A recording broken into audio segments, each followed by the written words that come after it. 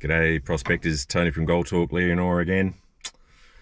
Slumming it in 25 degrees, blue skies, not many flies. Life's good. Just been out doing some pegging, and probably about a year or so ago, I think it was, I made mention of this, and I'm reinforcing the point, I guess, and perhaps I'm banging on, but I think it needs to be said. And in the last week, there's been two people that have gone missing, two prospectors. One, and I don't know the details of either of those, but I think one was sort of overnight and one was probably 3 or 4 nights out in the bush.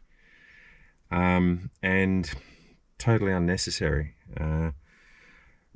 It's one of the things that sort of, I suppose, concerns me maybe, but people put themselves in life-threatening situations out in the bush every day of the week, and it's crazy what they do.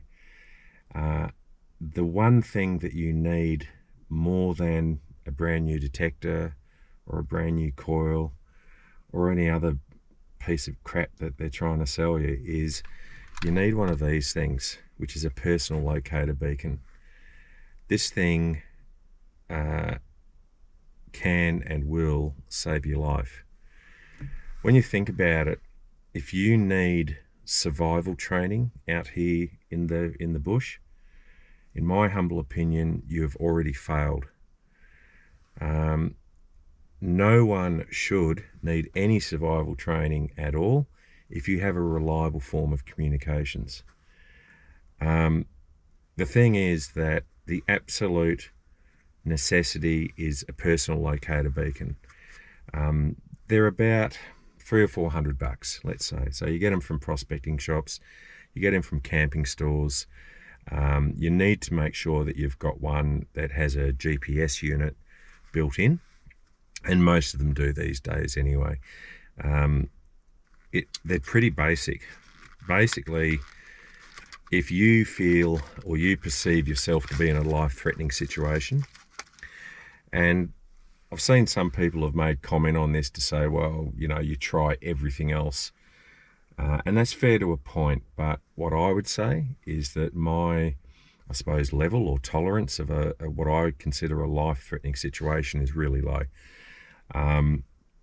Because things turn to shit very quickly out here, and particularly depending on temperatures and how well equipped you are. But man, it's if I was lost and I was really lost and bushwhacked for a few hours, I'd be cracking this EPIRB.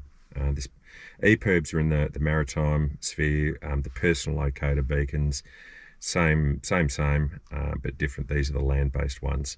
They're simple, they're compact. This particular one you activate by letting go of the aerial, putting it up, sliding a little doohickey down and pressing the button. What happens then is that a signal magically gets to the emergency response centre in Canberra. They can call Perth Police, Kalgoorlie Police, Leonora Police, and someone will come and get you. Obviously, if they're GPS equipped, which are the only ones you want anyway, then they know exactly where you are to plus or minus 1 to 5 metres.